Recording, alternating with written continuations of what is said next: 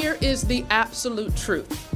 To get Baltimore growing again, it is more important than ever for each of us to make tough choices.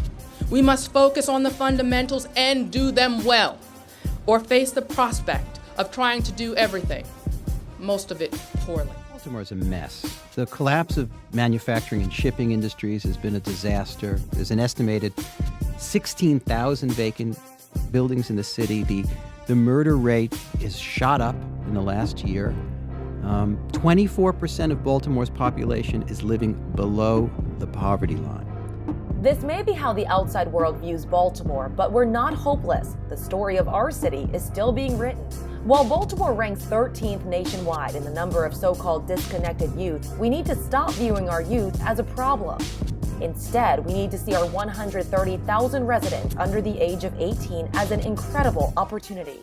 To take advantage of that opportunity and the hope they represent, we must invest in them. That means more than just improving the quality of education. We need better pathways to build skills from high school toward a long-term career. From watching The Wire, especially seasons 1 and 4, we know all too well how precarious this situation can be for young adults who are deprived of stable families, effective education, and decent employment opportunities. Addressing this problem head-on and providing better career pathways is exactly what our program will provide. With the Training for Our Future initiative, we will offer vocational apprenticeship programs for 16 to 24-year-olds. Whether it's a job in construction, plumbing, or carpentry, we will provide them with real-world training they need to build a better future. At present, the Baltimore school system has very few vocational programs.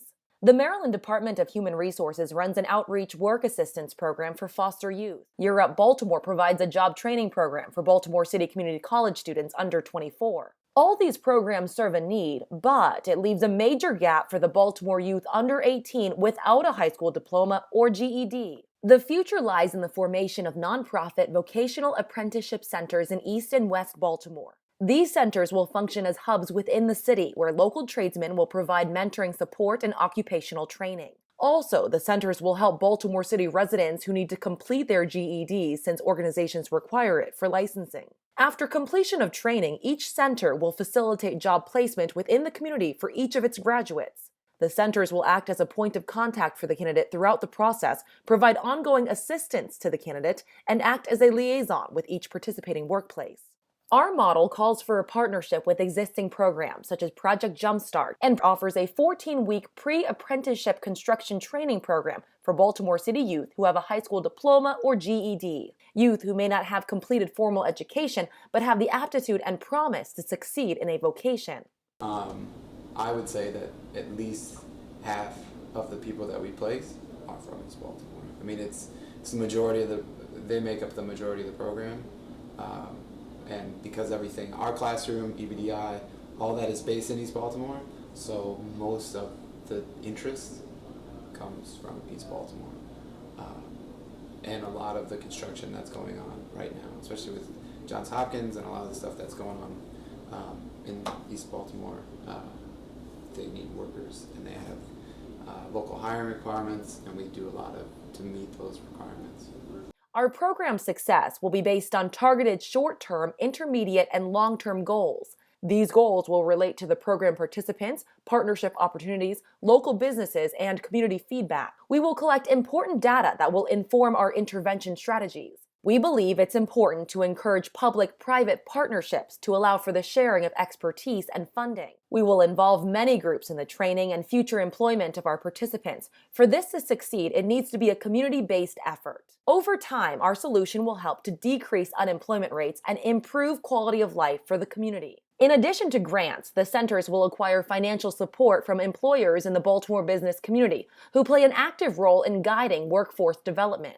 We will also pursue innovative funding strategies, taking advantage of our 501c3 tax-exempt status. For example, redirecting taxes gained from the decriminalization of marijuana sales. Imagine if Wallace had been provided a way to escape his world of poverty, drugs, and crime through apprenticeship training.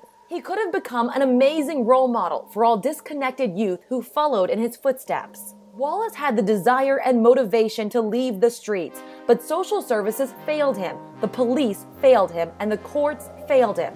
Yet he still spent his days taking care of children younger than himself, trying to give them a better life. Who knows? Had Wallace participated in a center, he could be alive today. We are lucky. We are all college graduates and are currently students in the Johns Hopkins Carey Business School. However, some people living in Baltimore City are less fortunate than we are. They are poor, uneducated, and unemployed. We want to change that by establishing a vocational apprenticeship program that helps disconnected youth obtain needed training so they can find jobs. And develop the skills they need to overcome the barriers they face and have a better standard of living. We are committed to aiding these inner city youth who find themselves disadvantaged due to no fault of their own, and help them realize their full potential. By doing so, they will lift Baltimore out of the present socioeconomic pit of despair it has too long been left to linger in, and allow this once great city to thrive once again. Will you join us in this cause? I don't know. And I can't change, even if I tried, even if I wanted to. And I can't change, even if I tried, even if I wanted to. And I can't change, even if I tried.